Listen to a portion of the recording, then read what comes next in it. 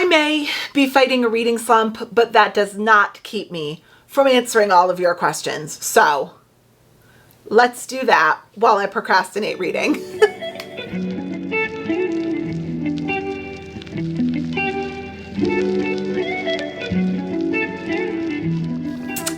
Hey guys, we are back with another one. And like I said in my little intro, I am actively fighting off some slumpiness right now. I wouldn't go so far as to say I'm in like a full-blown reading slump. I'm just at that point of like the beginning of the slump where no books seem interesting right now. And I feel like my ratings lately have been suffering for that. However, you guys always come through for me and want to like chat with me about books and life. And I found that every single time I sit down and do a sit down video and answer your questions and talk to you guys and make recommendations and things like that, you motivate me to read and you remind me why it is that I do this and I started this channel. So I want to sit down and answer all of your questions and talk all things personal and bookish today. And that's what we're going to do. But before we get into all that, you guys have probably also noticed that I am a very visual person. I always have been. I always will be. Even when I was in school, I was a very visual learner. My notes in my notebook were very important to me because the repetition of hearing the teacher say it, writing it, and then rereading the notes later was the way that my brain just processed information. And that's also why if you watch my reading vlogs, when I tell you like, according to Goodreads, I'm 77% of the way through the book. I always hold the book up and I show you how far through the physical book that is. And that's because for me, it's harder for me to visualize percentages without seeing the chunk of the book that's been read, the bookmark, and then the chunk of the book that's left. It's probably just the way my brain functions. And I think that's kind of typically how visual learners' brain functions in general. And that need to visually see things and visually see progress not only is in my personal life when I was in school, in my student life, but it also carries over into my reading life. And don't get me wrong, I have Goodreads, I use Goodreads, I love Goodreads. But one thing that Goodreads doesn't really help me with is visually laying out all of my thoughts and all of the info I need in one place without having to necessarily like pick up my phone and scroll through it, if you get what I'm saying. Your phone will never substitute taking out a pen and paper and maybe even like a couple of highlighters and markers and actually jotting your thoughts down with pen and paper and also like coloring in rating systems. I don't know why, but for some reason, the demarcation of colors definitely helps my brain quickly access the information when I need it. And I love Goodreads, but it doesn't allow me to get my thoughts down on pen and paper and like separate my thoughts by color, by trope and genre, if you know what I'm saying. So imagine my honor and surprise when I received an email from the one and only Clever Fox asking me if I would like them to send over one of their reading journals for me to try, to see if it helped me keep my reading thoughts and ratings more organized in a visual way. Quickest yes I've ever said. And let me tell you, this journal does not disappoint. And before we go any further, let's just get it out of the way. This video is not sponsored in any way. I've just spent the last few weeks actually using this journal and I really have loved it. The quality of the reading journal is really great, but more importantly, I love the layout of the pages, starting with a daily reading tracker so you can stick to your reading goals and pages where you can actually jot down like your monthly TBRs and what progress you've made on them. Then when you actually get to the reading pages, there's a place for you to write the dates you started and finished, how many pages the book has, your star rating, but also your rating based on writing, characters, readability, setting, and general enjoyment. So it really encourages you to break down your thoughts into specific topics. It also gives you a short answer section where you can answer questions like, what did you take away from the book? What was the aim of the book? Was the aim fulfilled? And would you recommend this book to others? And lastly, the journal gives you a full page to write down any other general sentiments you took from the book. And I love that because your girl loves a good chatty brain dump of thoughts after finishing a book. Clever Fox was also sweet enough to not only send me a few sheets of adorable bookish stickers to complete my pages, but they also wanted to pass along a discount code to all of you, which is so sweet of them to think of my subscribers. So if you're in the market for a new reading journal, or if you're looking to just get like a little bit more organized in your reading journey, I've put a link to Clever Fox's reading journal down in the description. And remember to use the code SIBAB, SIBAB 10. Get it? She is booked and busy 10. It's pretty clever, right? I feel like I'm really clever. In the discount code box at checkout for 10% off of your total purchase. Thank you so much, Clever Fox, for sending over this reading journal to me. I've really enjoyed my user experience, and thank you so much for being sweet enough to think of all of my YouTube besties. I hope you guys use your discount code and love your journal.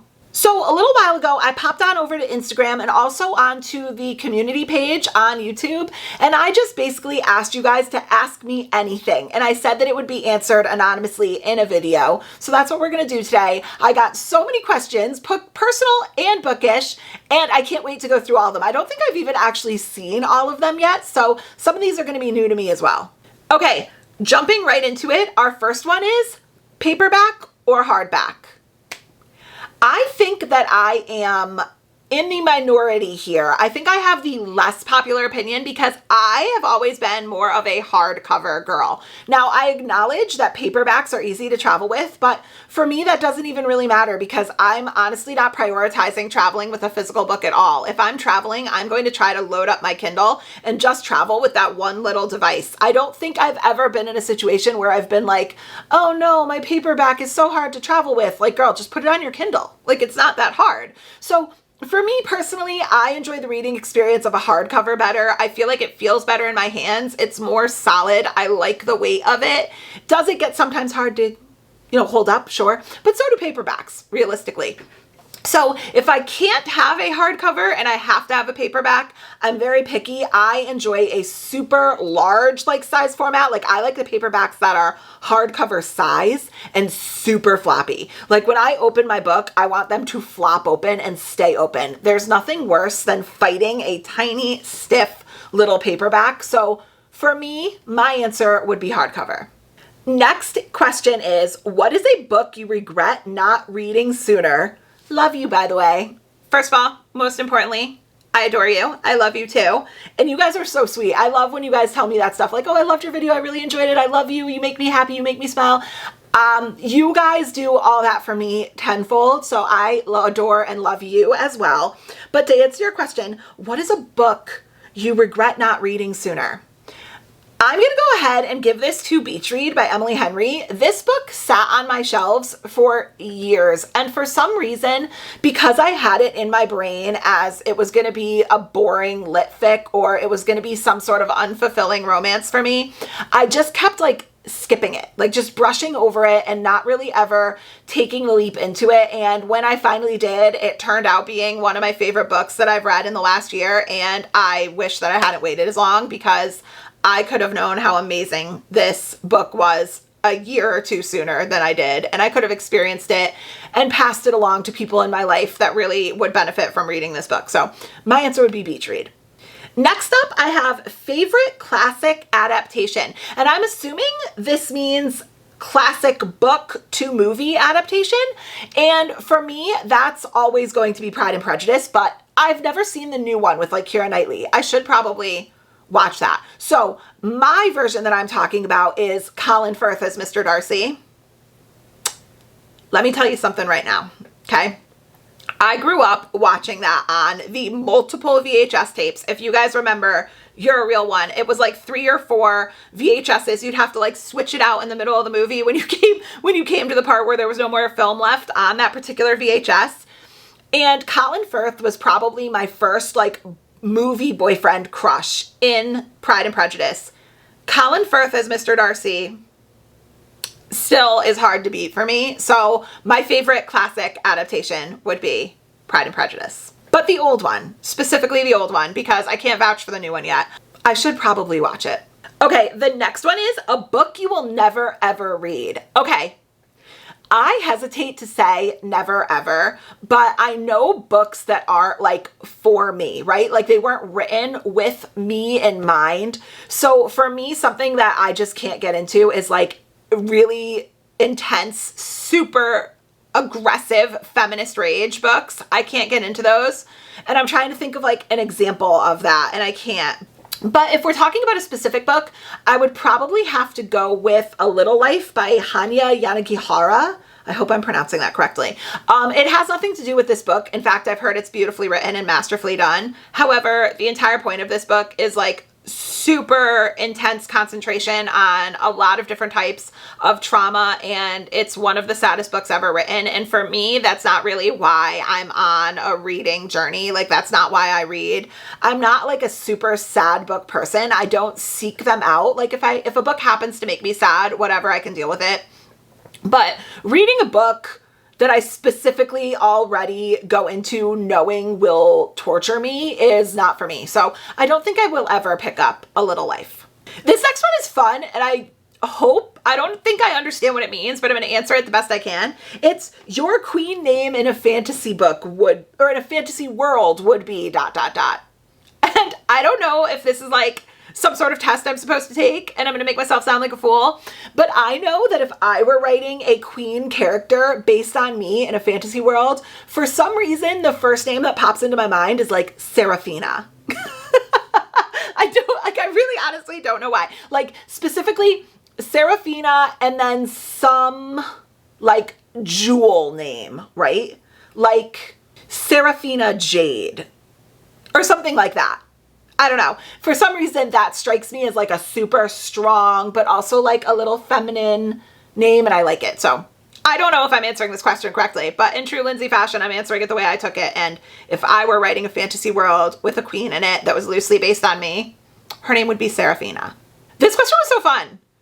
Like, comment below, what would your queen name be in a fantasy world? You guys are probably going to blow my name out of the water. Like, you guys are going to come up with such great, creative, like really cool, super elegant, super sexy names. And I'm just like, oh, I don't know. It was just the first name that popped into mind. But comment below what your king or queen name would be.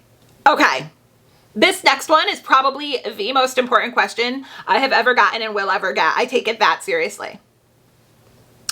Rank the Diet Coke from all fast food restaurants.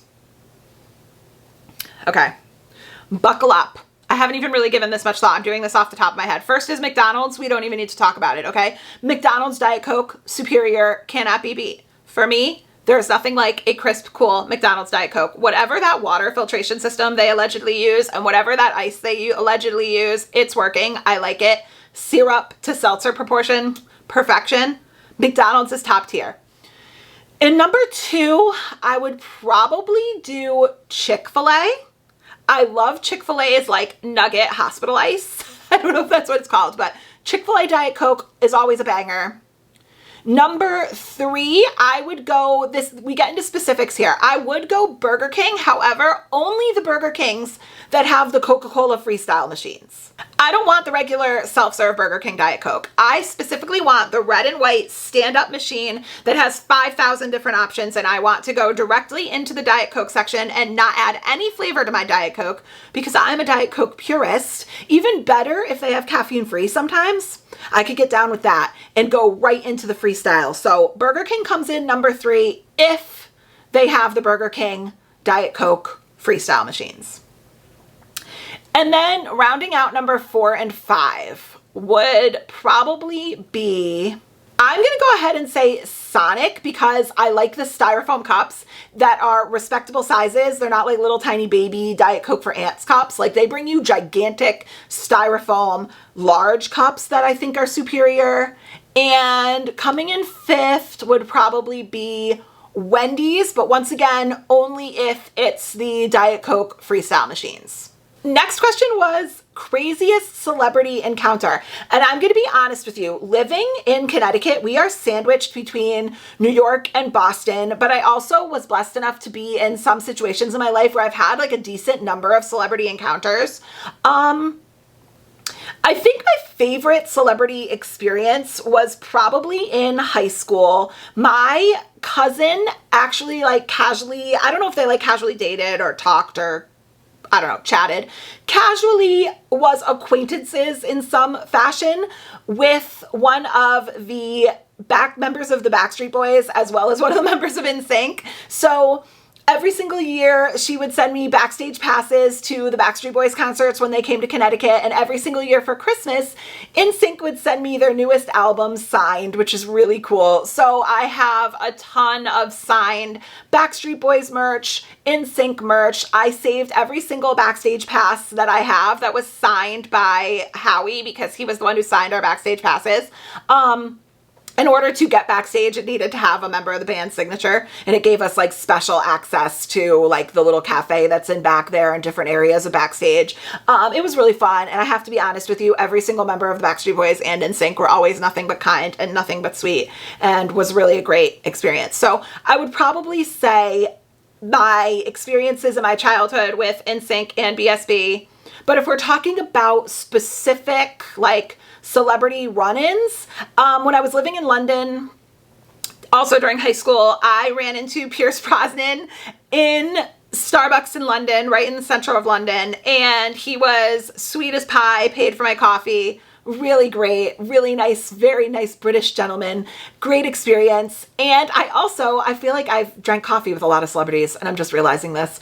I also had coffee with John Krasinski right after he finished filming The Office, because he filmed a movie here in town, and I ran into him and was nice enough to go and grab him a coffee because his assistant was tied up, and he invited me to stay and chat and drink our coffee, and was sweet as pie as well. Just the nicest, most humble, sweet person on planet Earth. Really can't say enough about him. So I've had quite a few.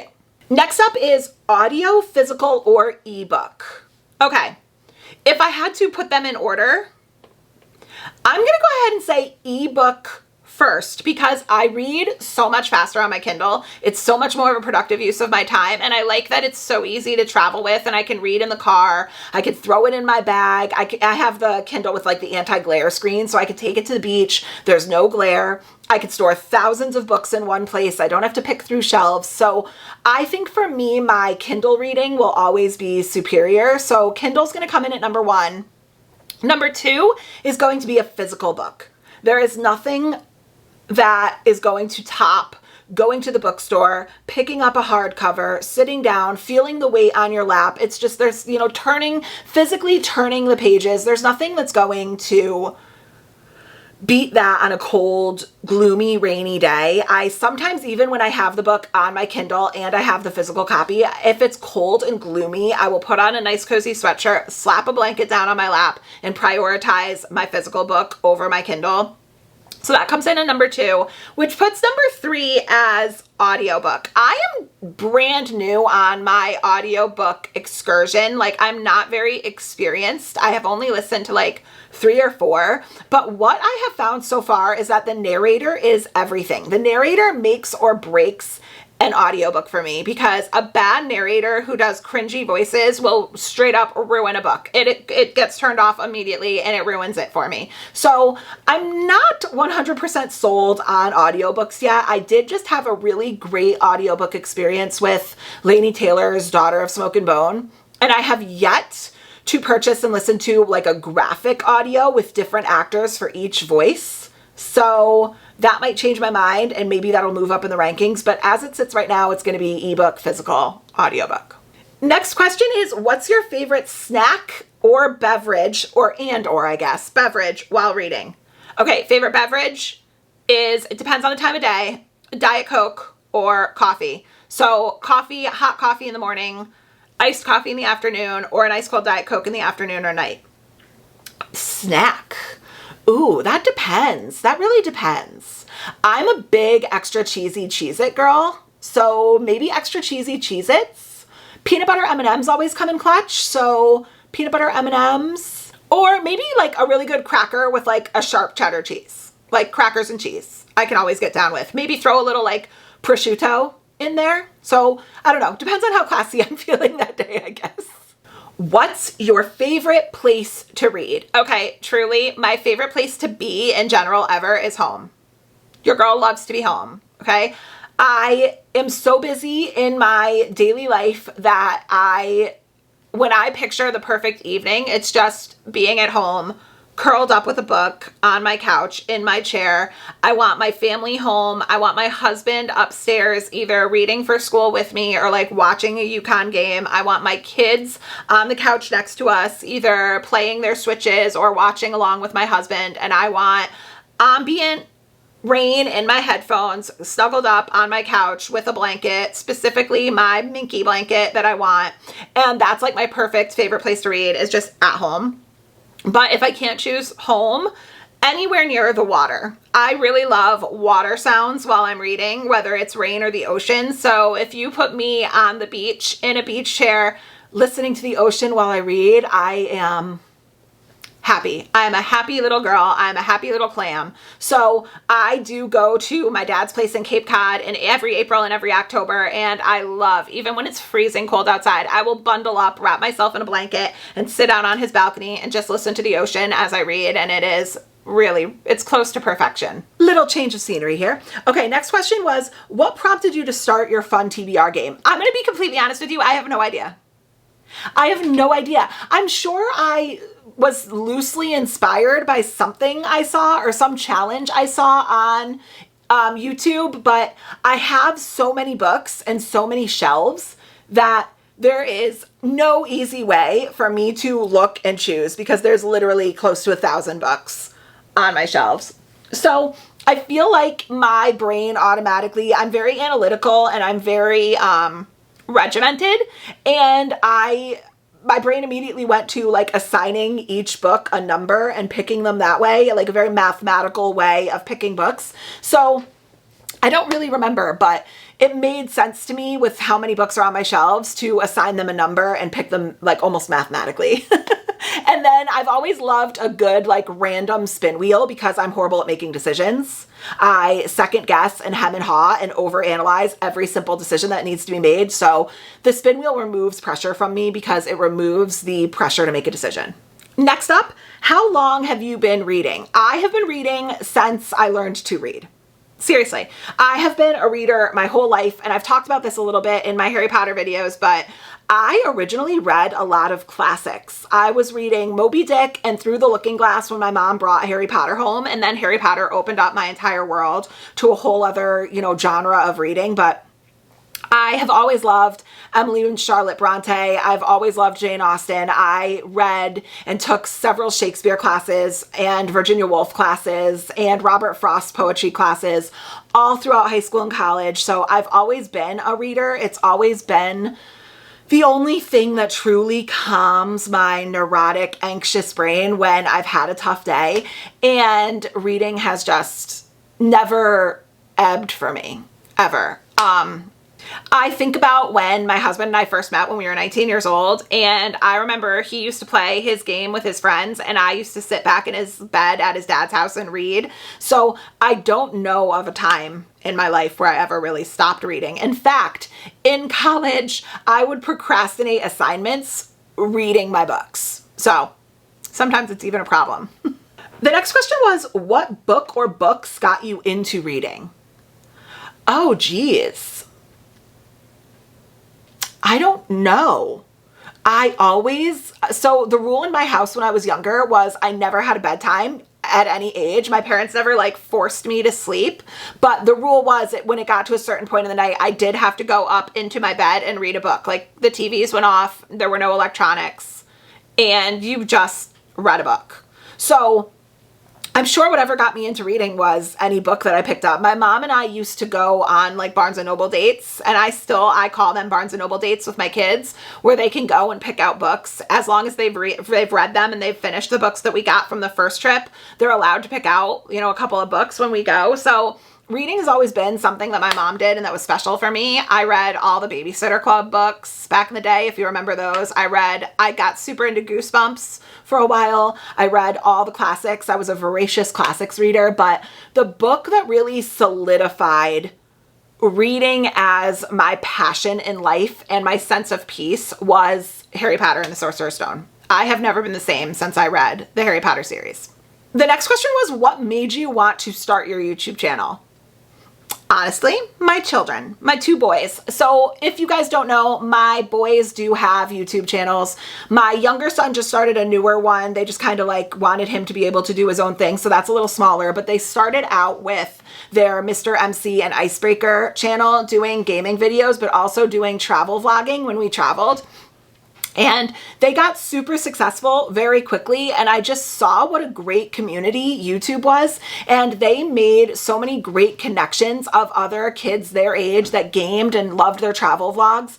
And I just thought to myself, I really wish that I had a community like that in the book space, because my best friend is a reader and reads way more than I do. She reads way faster than I do, but she has a job that takes her all over the country reading. So if we see each other once or twice a year, that's a lot. So we talk and we text, but I really wanted a community of people that read, that I could feel like got me and wanted my recommendations and loved talking about books. And when I saw how successful and what a positive experience YouTube was with my kids, they kind of said to me, why don't you do this with your books, Mom? Like, you could do this. You could be successful. You could find people that like what you like. And as long as you're making videos that you enjoy, other people will enjoy them too. So honestly, the honest answer of why I started my channel was because my boys told me to.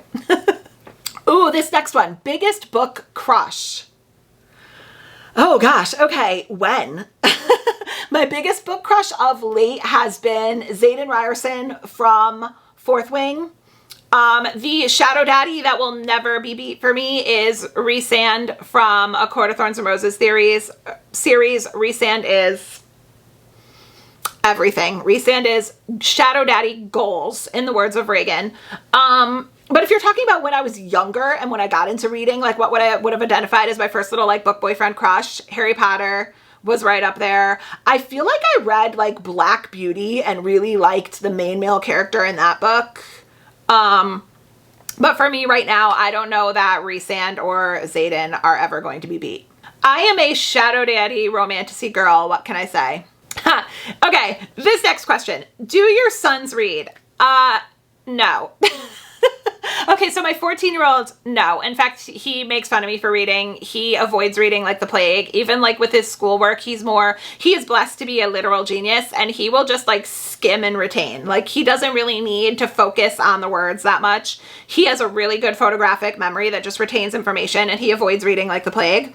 My 10-year-old is starting to get a little more into it, but his focus level is just not really there. He can't sit down and read for 3 hours like I can. He needs to get up and move around. He's an active little guy. So yeah, he likes reading. We go on Barnes & Noble dates. He buys books. My 14-year-old goes. He speaks French and he loves Paris and all things France. So he'll go to like the travel section and grab some Paris books and browse through them, but not really. My 10-year-old does read a little bit. He's been getting into the Wild Robot series, and he likes the graphic novels, so like the Captain Underpants, the Dog Man, like those types of things. But I think I have more potential out of my little guy than my older guy. Okay, next question. Worst thing about BookTube? Ooh. I'm gonna be really honest with you. Like, I feel like the popular answer to this question, especially when you've gotten like bigger, I'm still small and I'm little and it's just little old me, would probably be like negativity, but I don't really experience any negativity. I mean, I don't know. I'm pretty impervious to negativity in general because, listen, I'm happy, I'm healthy, I'm successful, I'm married, I'm in, my life is great. So external negativity, I don't absorb it, I repel it. So, if somebody is upset enough to try to pass their miserable attitude onto me, like, I'm just not the one. I haven't really had a negative experience. For me, I think if I had to pick the quote worst thing about YouTube, which is not worst, it's not horrible. I don't think I realized when I started this channel that when you put deadlines and timelines on reading, sometimes it adds a little external pressure to what was a hobby that brought me peace. You know what I'm saying?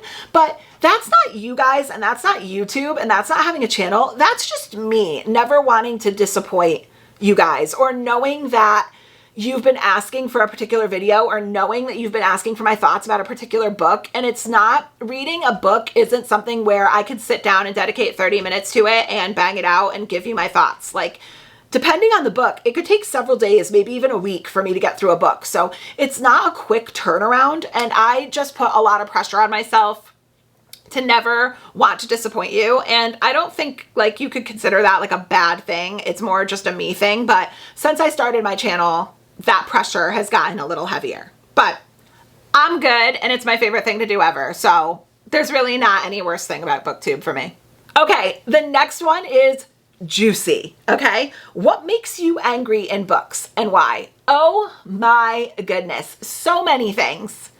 So many things. Okay, first of all, I can't, just for me personally, I already kind of said this, but I can't take like super aggressive, super feminist rage. Like, I can't do it. I can't do man-hating. I can't do man-hating. Like, just miss me with all of that. I am so blessed to be surrounded with pretty much 90% men in my life that are the greatest human beings you will ever meet. And for me, and in my personal situation, like any book that just spends 80% of the plot just spewing venom on 50% of the planet is just not going to be for me. So man-hating is going to be like an instant no for me in books, like that super angry, aggressive, feminist, I need to tear you down to make myself feel better rage. I can't do.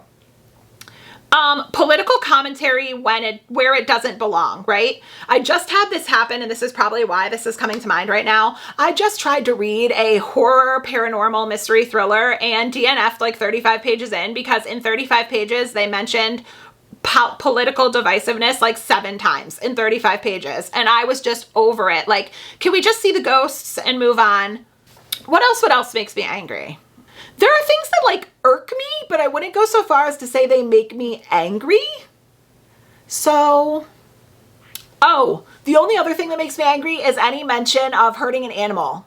I don't love that. I wouldn't even so much say angry. I just kind of like, ugh, I don't know, like the book might not be for me. I get nervous when animals are mentioned because I just don't want anything bad to happen to them. Typically in a book, the animal character becomes like my favorite character pretty quickly. So I don't like dangling this carrot over our head that something might happen to the animal character. Also, on a more stylistic note, super wordy, overcomplicated, pretentious writing. I don't like it.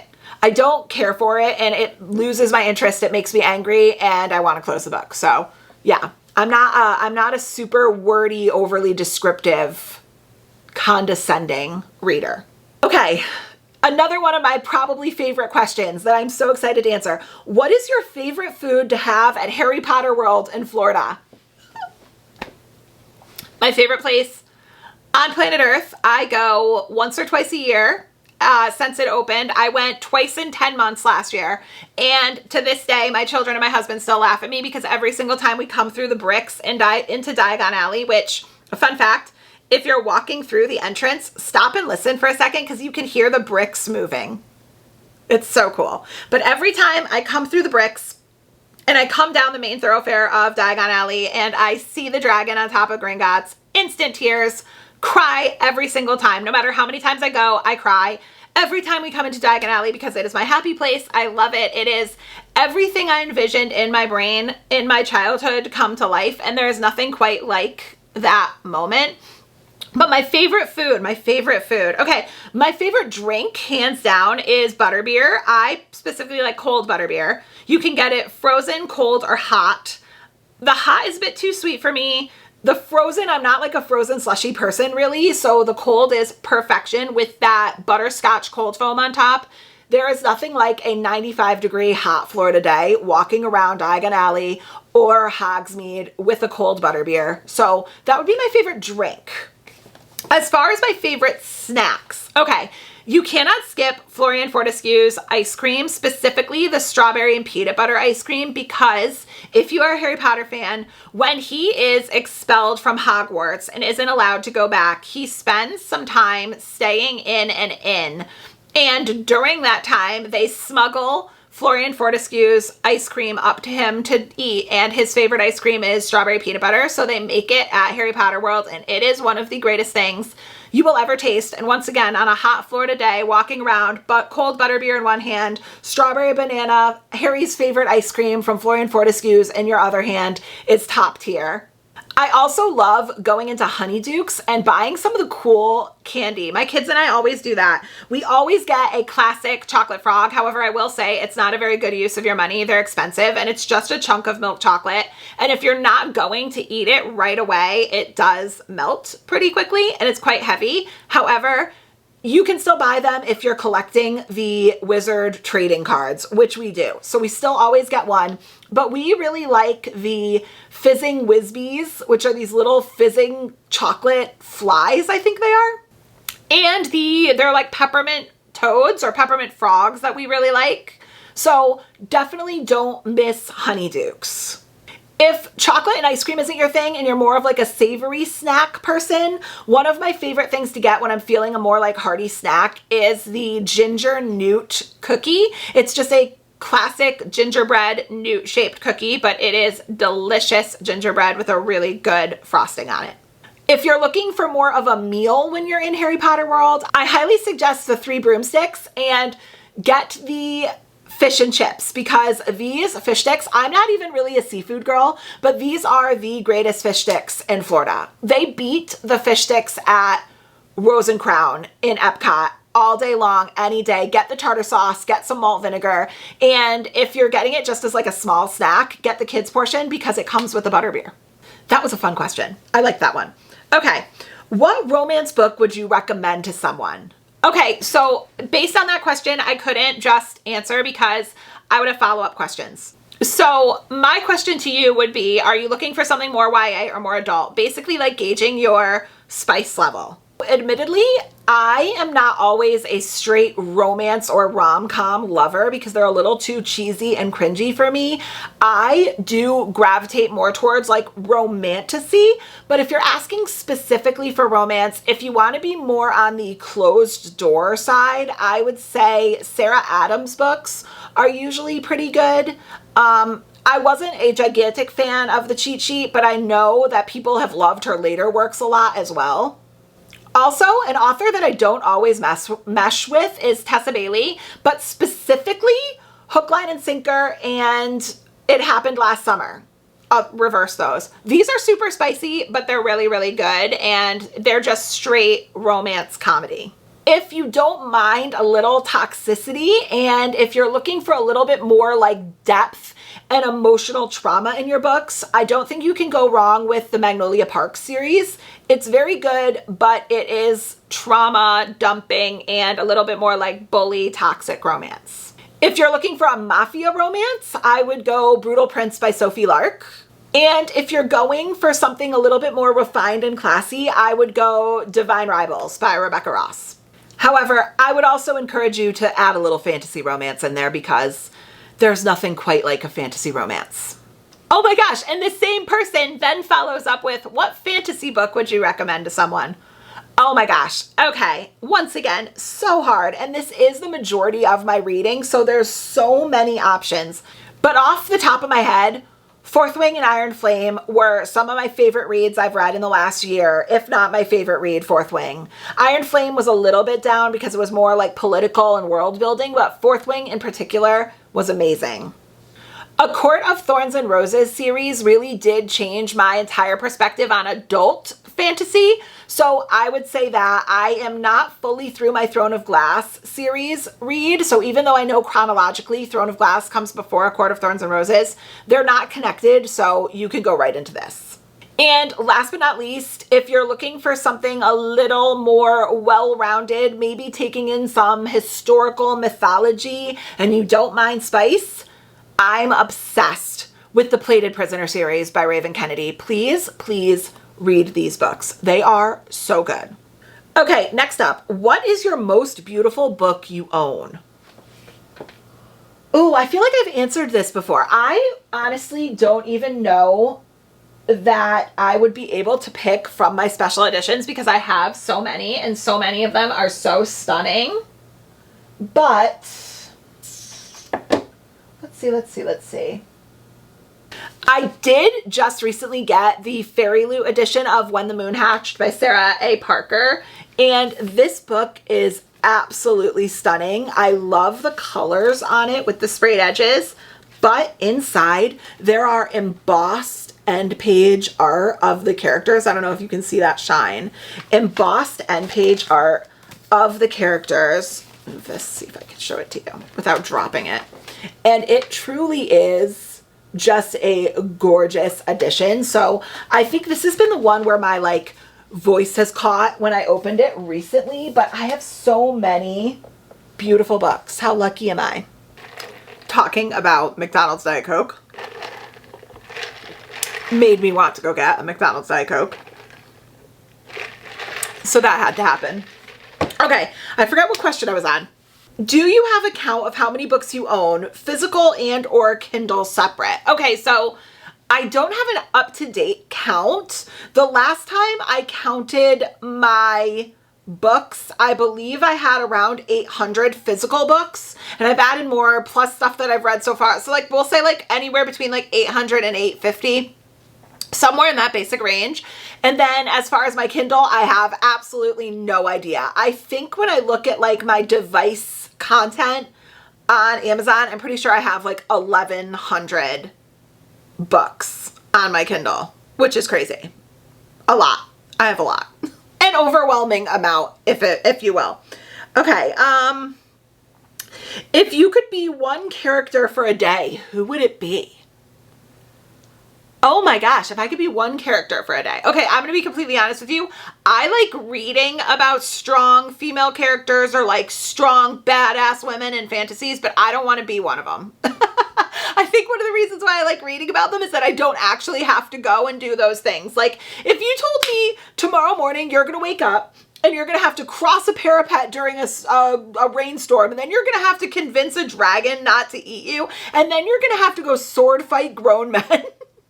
No, thank you. I don't want to do any of that. So I think we would probably remove, well, I can't even say all fantasy. I think I'd want to be a character in like Legends and Lattes, and I would want to like go to the coffee shop.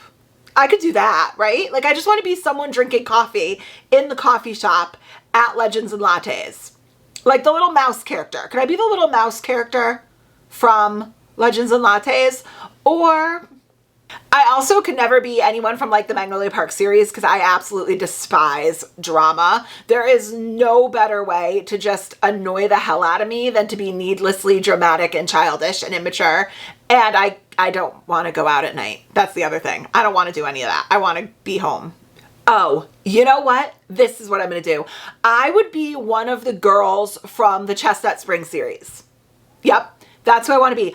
I just want to be some girl just out living life and then gets to move to this like multi-million-dollar ranch where all the men just seem to be really hot and there's horses. That's what I want to be in. I want to be in a cowboy romance.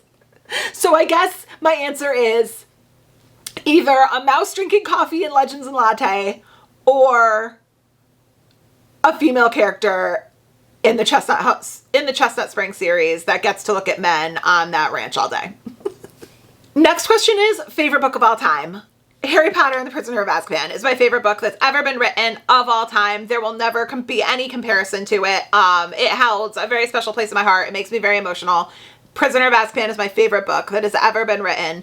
But if you ask me like a more recent one, my favorite read of 2023 was Fourth Wing.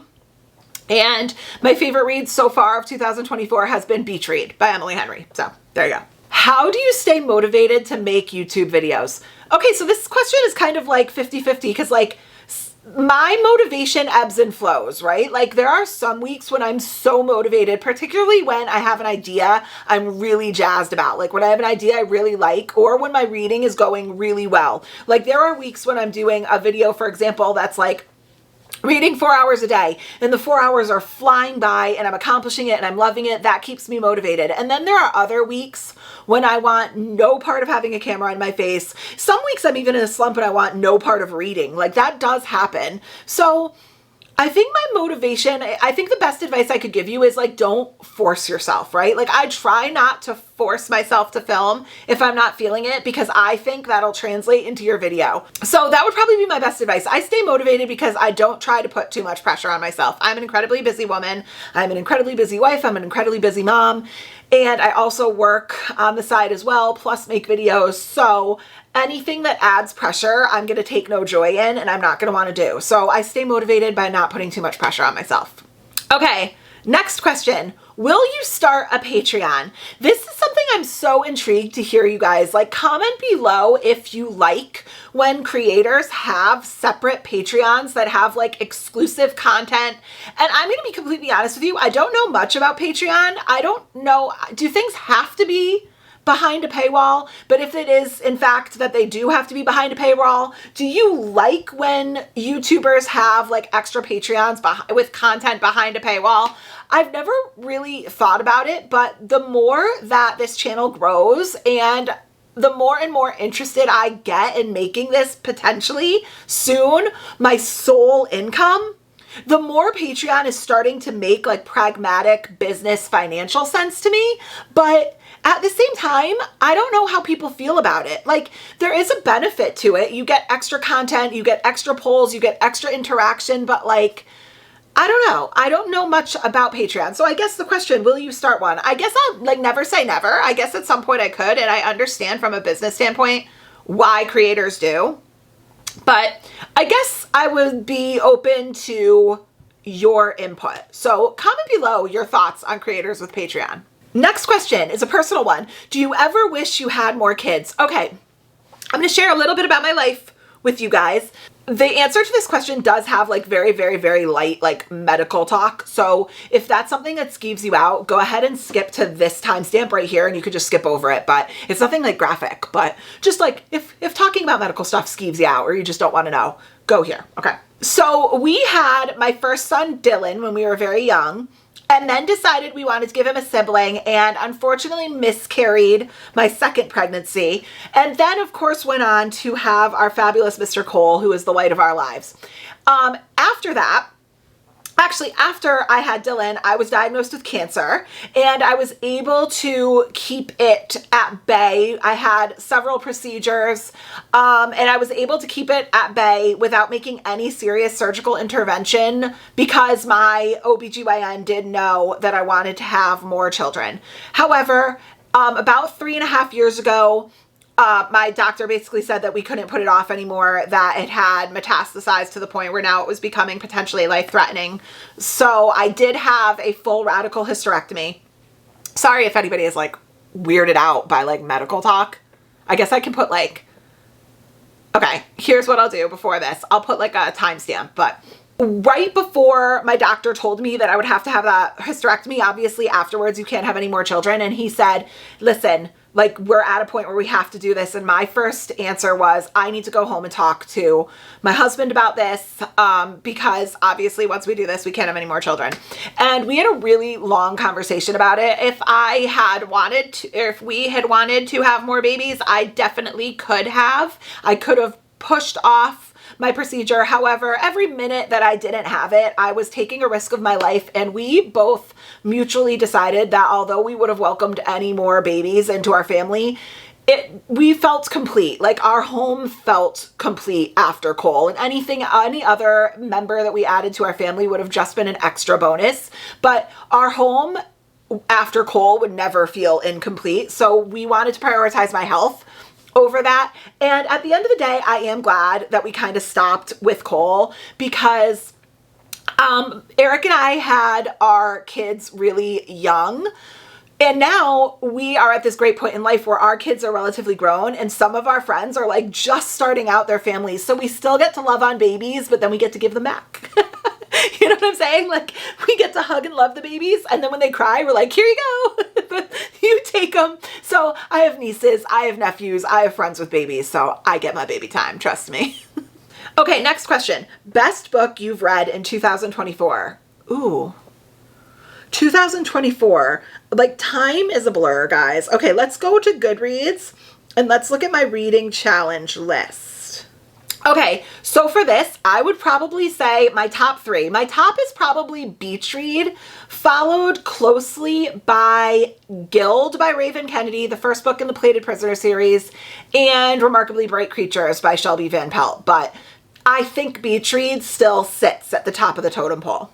Next question. What's your favorite TV show, series, or film? Okay, so favorite TV show is Gilmore Girls. I could watch Gilmore Girls, and I do watch Gilmore Girls on a loop all year round. We're actually going into the fall in Connecticut, which Gilmore Girls, if you haven't watched it, is based in Connecticut.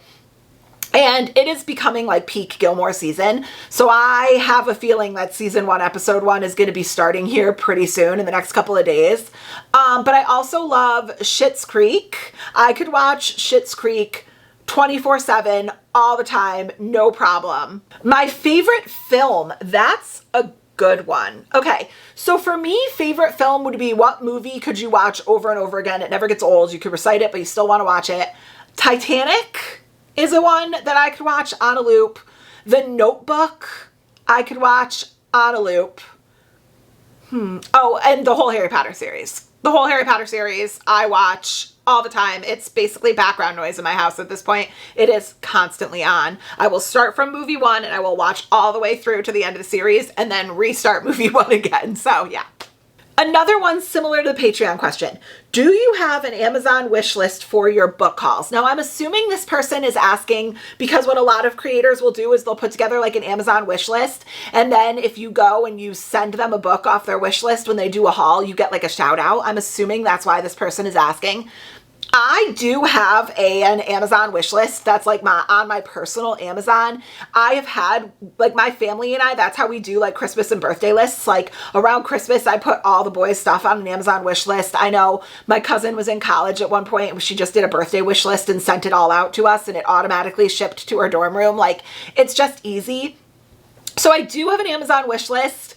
And yes, I guess the very awkward, strange answer is if you're asking because you want to buy something, if I am blessed and honored enough to get something from one of you on my wish list, I just ask that you write a comment and tell me who it's from so that when I do my next haul, I can make sure that I thank you by name appropriately in my video. So yes, I do, and it'll be linked in the description down below. Another question I actually got twice was, have I missed any of your reading sprints you hosted? This actually came in a message, so I'll try to put a photo here, but I want to make it anonymous. So, have I missed the reading sprints?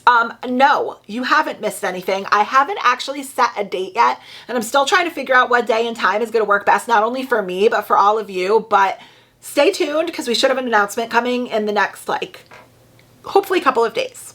Here's another fun one. Okay, this person said, I need a visual of these. What do you do with all the books you read? How do you organize them? Do you donate them? And then she specifically said, please show us. Do you ever feel overwhelmed? Okay, so let's talk about the first part first. I will not be showing you today because, as I've stated in a couple of videos, I actually have a shelf at my house that's my already read shelf where all the books that I read automatically go on that shelf, and all my friends and family know if the book is on that shelf, it is yours. You don't have to ask. You could feel free to take it, read it. I ask that you return it. If they don't, it is what it is. But it is my already read shelf for my friends and family. So for books that I don't think any of my friends and family would necessarily love, I will put them in a little free bookshop, a little free library here in my town as well. But most of them go on my already read shelf. And I would show you, however, I have been in the process of having a custom set of shelves made that are going to be my new already read shelves. We've hit a couple of hiccups and it's all fine. It's getting resolved, but we've hit a couple of hiccups. So the process is a little bit slower than I thought. And my shelves actually were cut the wrong size. So they have to be cut down because right now they don't fit right in my space. So I am going to show you, I'll do a whole bookshelf tour as soon as that bookshelf is done, but I have a whole separate shelf where all of my books that I've read go. Then, do you ever feel overwhelmed with how many books are on your physical TBR? Do you get rid of books you aren't excited for? I'm going to be honest with you, I don't ever really feel overwhelmed by how many books are on my TBR. One of my favorite things to do is just to, when I'm feeling really overwhelmed, I like to come downstairs and I like to just stare at my books. So no, they're a source of happiness for me, not stress. The only time I ever feel stressed is when I'm in a slump and I feel like I'm not making progress on a monthly TBR, like one of these stacks right here.